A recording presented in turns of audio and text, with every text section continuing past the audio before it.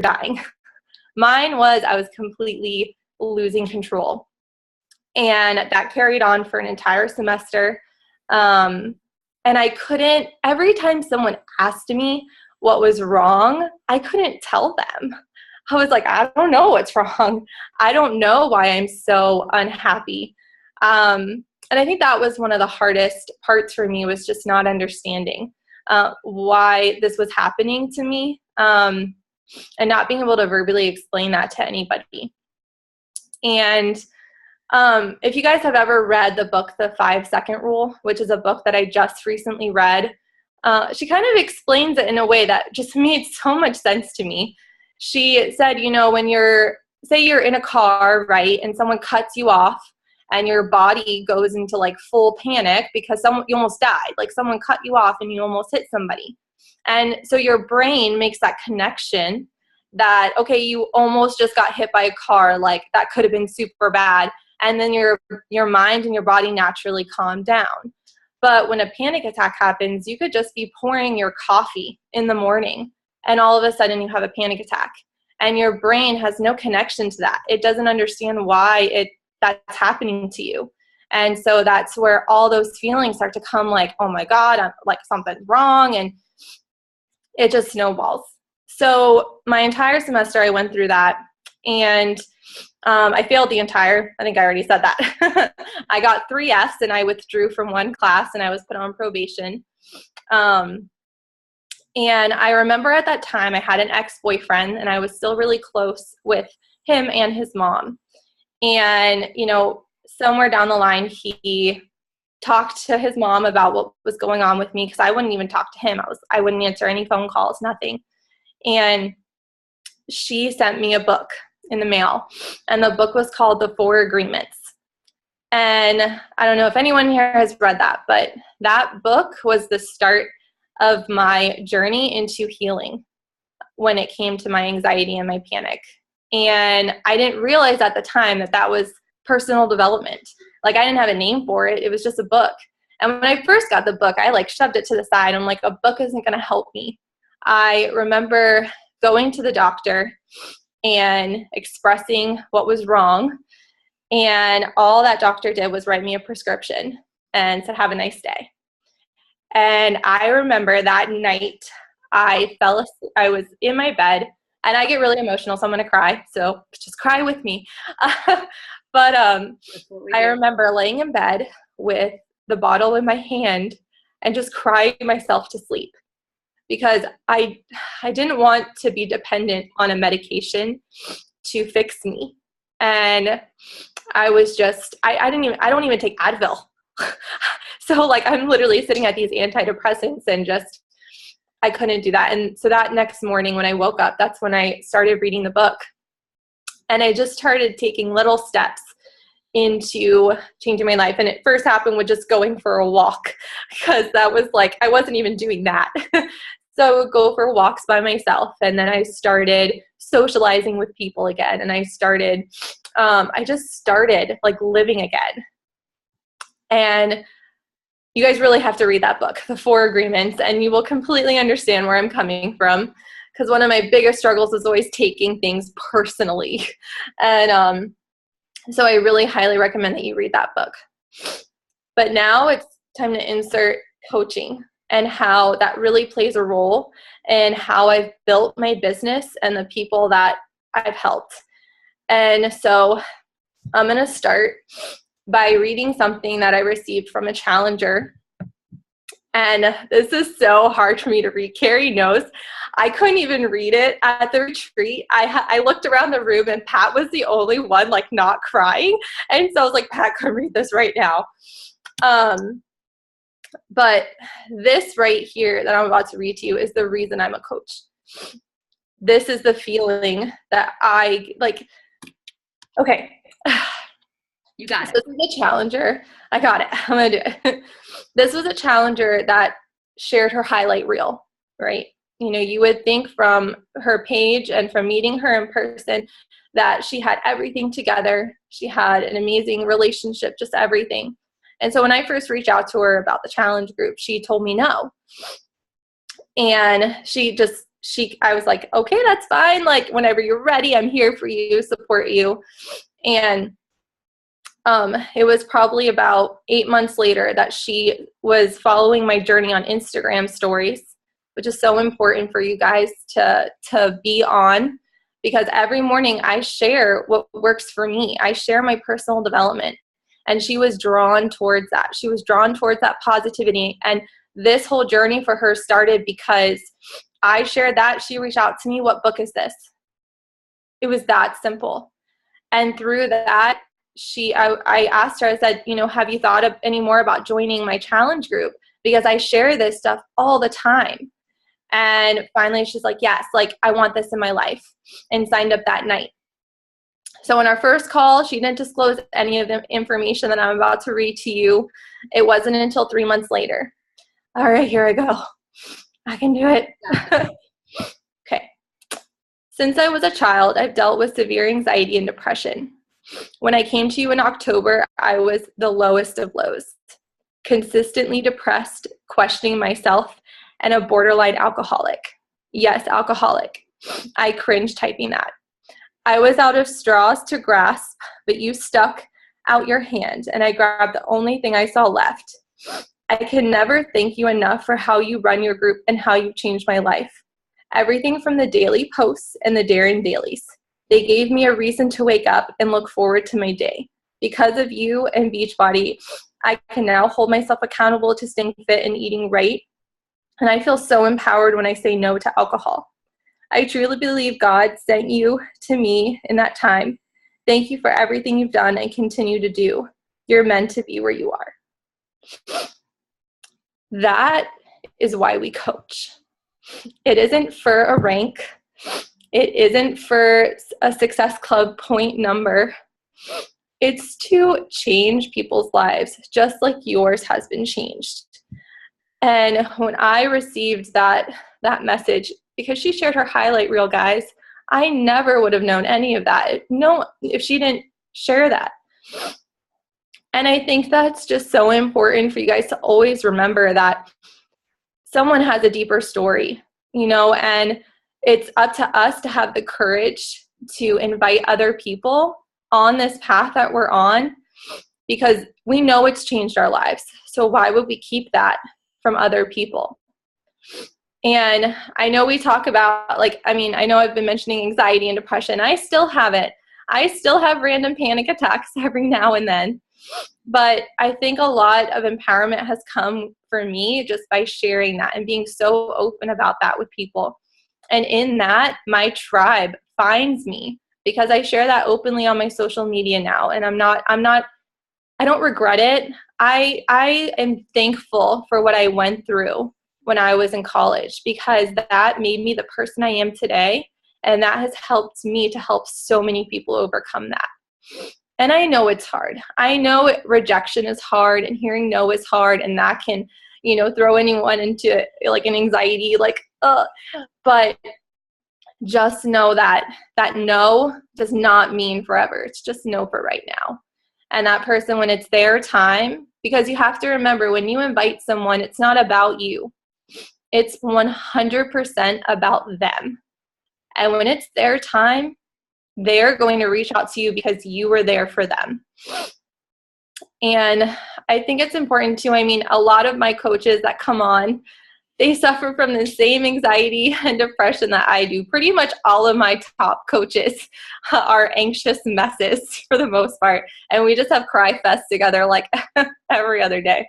But you also have some other things in common, right? What are some of the other things that you have in common with those top coaches? With my top coaches, we all have long hair. Is that what you mean? Yeah, really, they all have anxiety and long hair. It's like totally your vibe attracting your tribe. It really is. We all have dogs. We all have long brown hair. Everyone thinks that we're sisters. We're literally like the same people. But I feel like each person kind of has like that one little thing that's unique to them that brings out just something in another person. So I know for me, I don't know if you guys have seen Celine Bacardi. She's one of my top coaches, 23-year-olds, 23-year-old, absolutely killing it. But she is like a badass, and she brings out more of a badass in me. So I'm sorry if there's any kids on here. I think I saw one. I'm sorry. But I think it just kind of, but she also had suffered from anxiety and panic, and she's learning to embrace that. And she still has her struggles, and she shares it openly because I showed her what's possible when you share openly and you're vulnerable. And so that's why, and another thing too, when I first got into this business, because I know a lot of setbacks can really make or break a coach. And when I first signed up in October of 2015, I had my first business builder right from my first challenge group. And she was a success starter. She's like, we're in this to win it. And then she quit on her 4th month without even telling me. She just quit. And at that time, like I had, built like a stronger foundation for myself, I think. And I remember Pat messaged me when he saw the coach cancellation form. And he's like, hey, like, everything's going to be okay. Like, coaches quit all the time. And I was like, oh, I'm okay. It's fine. And he's like, you're sure? I was like, yeah, I'm good. Because here's the thing. You signed up for this because of you. So you were always your first challenger. You were always your first coach. You didn't I didn't sign up for the recognition. I didn't sign up for the fame or whatever. I didn't sign up for the income. I signed up because I just wanted to help one person feel as amazing as I did after my first challenge. And that has what has carried me through every single setback that I've ever had. I flopped back and forth from diamond for a while. I had another success starter quit on me. And it took the one coach to really believe, which was Delaney. If anyone's seen my lovely Delaney, she was we were like the power couple. She was Pat will always say this, that Delaney is his Joe Policino. So that's an inside joke that they have together. But I just always carry through, I'm helping people no matter what. No matter if a person says no to me or a person quits or submits their coach cancellation form, I am continuing to change my life, and I'm continuing to change the lives of the people that are still with me. And, throughout this business, you're going to fail, and that's okay. Just learn from your failures. Don't dwell on them. I read a section in my book today from Grit. If you guys haven't read this yet, it's a really good one. Kind of heavy on research, but it has those moments. I feel like every book has those moments. But they talked about a fixed mindset versus a growth mindset. And I think this is so important, so I'm just going to read it to you guys. A fixed mindset about ability leads to pessimistic explanations of adversity, and that in turn leads to both giving up on challenges and avoiding them in the first place. So as soon as a challenge happens, you run the other direction. As soon as someone tells you no, you run the other direction. That's what a fixed mindset would do.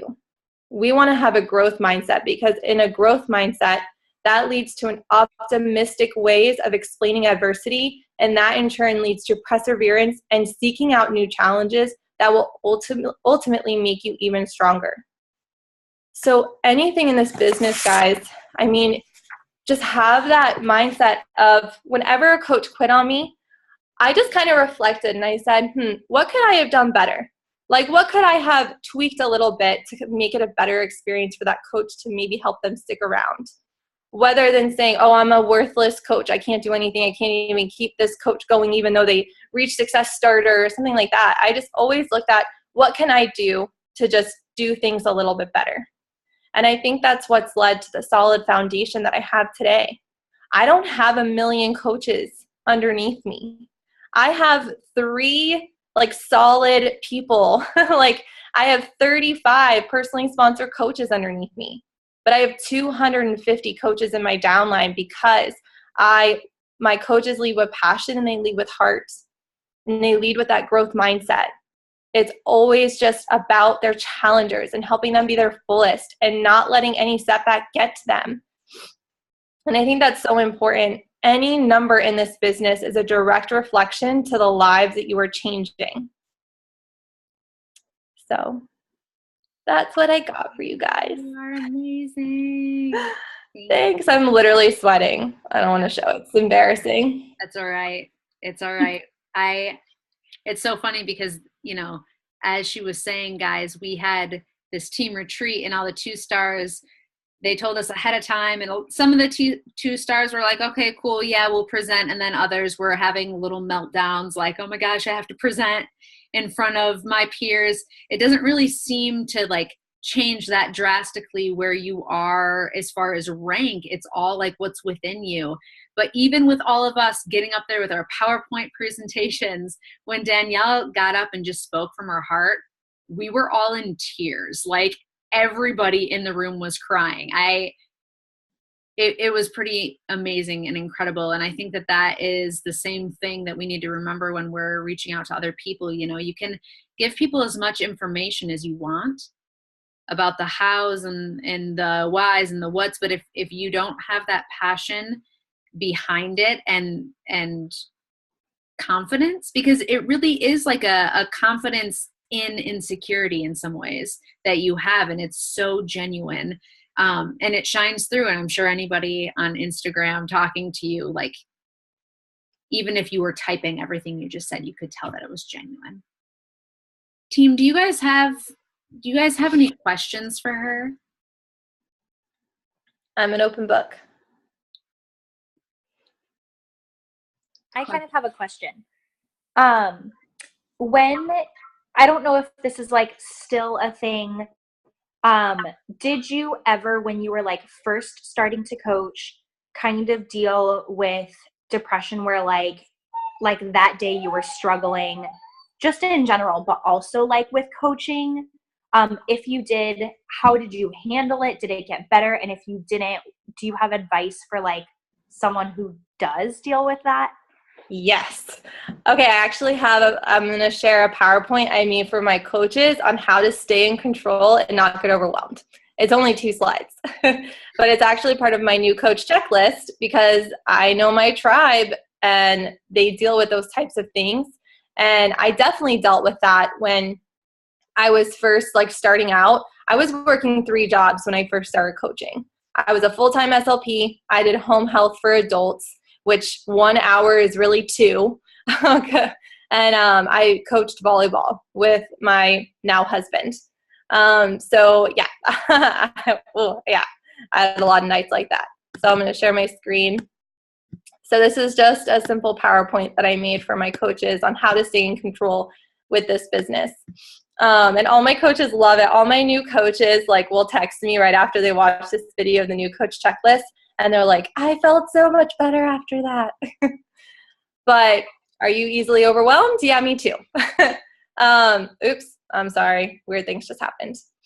So the first thing that really helped me was really setting those business hours, and every day they changed. So I really just had to be comfortable with things not being exactly the same every day. So that was a big game changer though for me, where I looked at my day and I had a little to-do list, and I put out the times, and I do this the night before, before I go to sleep. And I say, okay, from 6 to 7, I'm going to do this. And from this time to this time, I'm going to do this. And that really just helped to focus my time. So I didn't feel like I was kind of in a million different directions. Cause that's what can happen. If you try to do if you try to think in your mind of everything that you have to do, you start to become overwhelmed. But if you can write it down, I'll even have on here, during this time slot, I'm going to introduce my new challengers. I'm going to get my gifts together for my new challengers. And yeah, it takes a little bit of time to do that before I go to sleep, but this is so much worth it than being overwhelmed and anxious and just not doing it because I'm overwhelmed. And so that was one thing that really helped me, setting your intentions for your business and the day, which kind of aligns with this, and making sure whatever goals you're setting for yourself are measurable. So when I started and I was working my 3 jobs, my goal was not to hit Success Club 40, because guess what that would do? That would throw me into a full-on panic, like, where am I going to fit this in? Because when I have a new challenger that comes on, personally, what I do a one-on-one call with them, because I want to build a solid foundation and connection with that person and know that they are supported 110%. I don't just like sending them a document and saying, here you go, like, figure it out on your own, or figure it out within a group. Like, this person who's signing up with you is putting trust into you. And especially when you're dealing with my market of anxiety and depression, like, building that trust on that one-on-one call is huge, because most of the time, like, they only know me from my Instagram stories or my Instagram. We've never met in person. And so if you want to build like a true connection, like, get on a call with them. Is it scary? Heck yes, it's scary, but they're not going to come stabbing you with a knife on Zoom, you know? Like, you're not meeting them at the coffee shop and getting worried in that way. But it's just, and the first couple of times I did it, I was so nervous, and I was like, and I was kind of everywhere. But the more you do it, the more comfortable you get, and it just flows. And I mean, I could literally do a new challenger call in my sleep now. I'm like, I know it. But I would set the goal of Success Club 5. Like, that was my goal. And, you know, and with everything that I was doing, there was 1 month, I think I hit like Successful Club 28, and it was October, and then that happened in February. And I messaged Pat, and it was like, if anyone watches, what's the new Bang Theory, and Sheldon is like, has the paper bag and he's like breathing into it. I sent that to Pat, and I was like, I'm freaking out. I was like, what do I do? And, you know, so he calmed me down. He got me focused. He got me centered, because that's what your coach is there for. Like, don't think that you can't reach out to your coach now because you're a coach and not a challenger anymore. Like, same thing happened this week. Like, I logged into my online office on Friday, and I had 21 new coaches within my network. I sent him the same GIF of like Sheldon with the paper bag. I was like, I'm freaking out. And he was like, don't worry, like, you got this. You have strong leaders on your team. Like, I need that reminding sometime, or those reminders too. And so your coach is there to mentor you through it all. So don't be hesitant to reach out to them whenever you need just that little like spit of motivation. You're like, okay, I got this. And then the next thing comes from that book, The 4 Agreements, is don't take anything personally. Like I said, when you send out that invite, or when you send out that follow-up or anything like that, you have to know that any response that they may have is how they're feeling. You know from your heart that you're inviting them for a purpose and a reason, because your life has drastically changed from this experience, and you want to share that with them. And any response they give back to you is based on what's happening in their life. And so I tell my coaches that all the time, like, you know, so very occasionally they'll get a negative comment back. And I just tell them, don't take it personally. It is literally not you, it's them. You are speaking from your heart. You're inviting them from your heart, and that's all that matters. So literally give them love back in that moment that they gave you hate. And whenever I've had one person be like super duper negative to me, and I just wrote them, I'm like, I'm really sorry you feel that way. That wasn't my intention at all. I really wish you the best with your journey, and I hope that you have an amazing day and amazing life, and I wish you well. And they were like, what the hell? Like, I was expecting her to be like, oh, blah, blah, blah, blah. But no, just always give love, always, no matter what. Because obviously something's happening in their life where things aren't right, you know? And so just personally grow yourself. And I will tell you, I've had 3 of my high school bullies join my challenge groups, 3 of them. And the first one, I remember going live, I think in the Boom Fam or something, when it was my first one. And I was like bawling because this girl made me feel like crap in high school. And I felt so good in that moment where I let all of that go, and I was just focused on her and where she was in the point in her life. And all of them apologized to everything that they did to me in high school. And that moment just felt so good. And it happened because I put it out there to join this positive community that we have. And it felt so good to be able to do that. And even one of them, she like felt so bad. It was when my husband and I first got engaged, and she sent me a gift card to like get those silicone rings. And she's like, this is for all the shit I put you through in high school. I was like, you're the cutest. And then we became friends through it all after all these years. So never write anybody off, because the people that were rude to you in high school or rude to you now, it's because they're struggling with something personally in their life, and it's not you. They're speaking from their own demons. So just always remember that. And then always just detach yourself from the outcome. You can't make your challengers want it. You can't make your coaches want it. Just detach yourself from that outcome and just know that you're doing everything that you possibly can to help that person, but they have to want it. They have to want that, have that big vision, that big dream. And that's another thing. Help your challengers and your coaches just dream and dream big. That was something I've really been taking to heart, especially from Ashley Fell Dyson. She's been saying that a lot. And I've been doing that with my challengers more and more, and my coaches, and I'm just seeing that light in them. And when I get off a challenger call, I'll text my challenger right away and be like, girl, it was so amazing talking to you. I just got chills thinking of where you're going to be in 1 year from now because you committed today. And like that excites them, and it excites me. And so I think the most important thing, during this journey, we've all had our struggles. It's learning from those struggles. So like I said, I've definitely struggled in the beginning. I felt like I had to like respond to people right away, or they would like run away to someone else. It's not the case.